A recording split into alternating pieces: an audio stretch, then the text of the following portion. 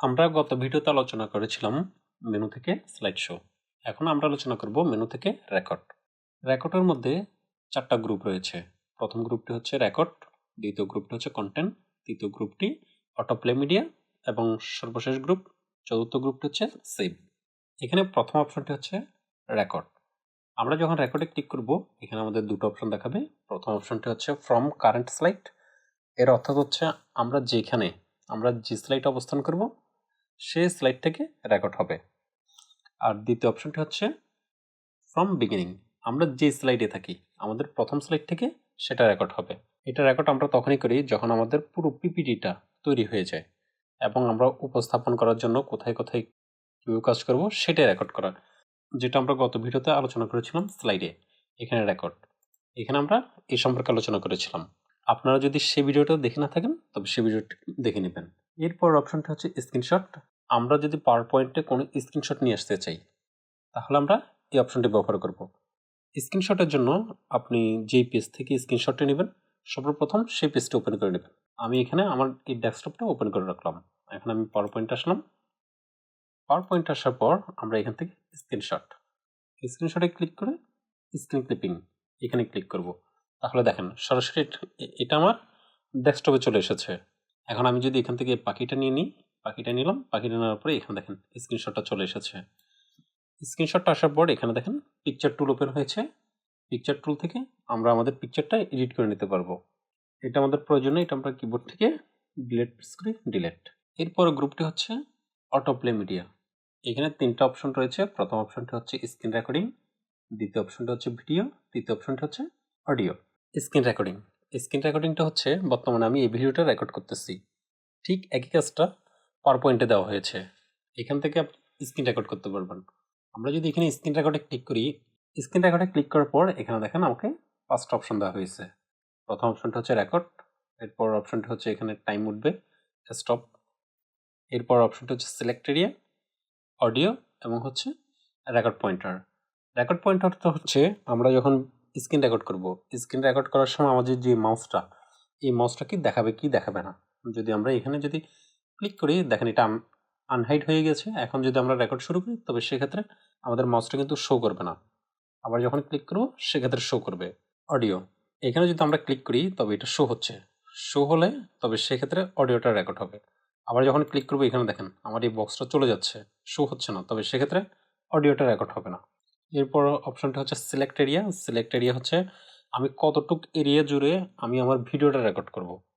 আমি এখানে সিলেক্ট এরিয়াতে ক্লিক করলাম। ক্লিক করে আমি যদি এতটুকু এরিয়ার মধ্যে ভিডিওটা রেকর্ড করতে চাই তবে শুধুমাত্র এই এরিয়ার মধ্যেই রেকর্ড হবে। এরপর অপশনটি হচ্ছে এখানে রেকর্ড। আমরা যখন রেকর্ডে ক্লিক করব এটা স্টপ করার জন্য এখানে ক্লিক করতে হবে, অথবা আমাদের কিবোর্ড থেকে শিফট প্লাস কিউ এটা ক্লিক করে রেকর্ডটা স্টপ করতে হবে। আমরা এটা করবো না, ক্রস। এরপর অপশনটা হচ্ছে ভিডিও। ভিডিও হচ্ছে আপনি পাওয়ার পয়েন্টে যদি কোনো ভিডিও ইনপুট করতে চান তবে সেক্ষেত্রে আমরা ভিডিওতে ক্লিক করব। এখানে ভিডিও ক্লিক করব। ক্লিক করার সাথে সাথে আমাদের যেখানে ভিডিওটা রেকর্ড করা আছে আমরা সেই ফোল্ডারে যাব। সেখান থেকে আমরা ভিডিও নেব, ইনসার্ট করব। তাহলে এখানে দেখেন আমার ভিডিওটি চলে এসেছে। এরপর এখানে অপশন দিচ্ছে আমাকে ভিডিও টুলস নামে। এখানে দুটো অপশন, ভিডিও ফরম্যাট, প্লেব্যাক। এগুলো সম্পর্কে আমরা পরবর্তীতে বিস্তারিত জানবো। আমাদের ভিডিওটা এখন দরকার নেই, ডিলেট। এরপর অপশনটা হচ্ছে অডিও। অডিও সেম কাজ, আপনি যদি অডিও ইনপুট করতে চান তবে এখানে ক্লিক করবেন। তবে এখানে দেখেন একটা অ্যারো চিহ্ন আছে, অ্যারোতে ক্লিক করলে অডিও অন মাই পিসি। আপনি যদি আপনার পিসি থেকে অডিও নিয়ে আসতে চান তবে সেক্ষেত্রে এই অপশনটা ক্লিক করবেন। আর নিচের অপশনটা হচ্ছে রেকর্ড সাউন্ড। আপনি রেকর্ড সাউন্ডে ক্লিক করলে আপনাকে এখানে দেখেন সাউন্ড রেকর্ড করার জন্য একটা অপশন দিচ্ছে। আপনি এখানে নাম দিবেন, নাম দেওয়ার পরে এখান থেকে সাউন্ডটা রেকর্ড করে নিতে পারবেন। আমরা এখানে সেম কাজগুলো স্ক্রিন রেকর্ডিং, ভিডিও, অডিও, এই কাজগুলো আমরা ইনসার্টে দেখেছিলাম। এখানে দেখেন মিডিয়া, এখানে আমরা ভিডিও, অডিও এবং স্ক্রিন রেকর্ড এগুলো দেখেছিলাম। আপনারা যদি ইনসার্টের ভিডিওটা দেখে না থাকেন তবে সেই ভিডিওটা দেখে নেবেন। এরপর গ্রুপটি হচ্ছে সেভ। সেভের মধ্যে প্রথম হচ্ছে সেভ এস স্লো। আমরা যদি এখানে ক্লিক করি তবে আমাদের পিপিটিটা এখানে সেভ হবে।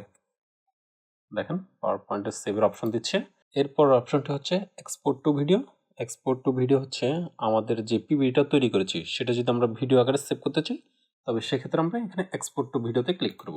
ক্লিক করার পর এখানে দেখেন আমরা এখানে ক্লিক করি। ক্লিক করার পর এখানে আমাদের 4টা অপশন দেখাচ্ছে। Standard 480p, HD 720p, full HD 1080p, আর যদি আপনি 4K নিতে চান অর্থাৎ আল্ট্রা এইচডি, তবে এখান থেকে নিতে পারবেন।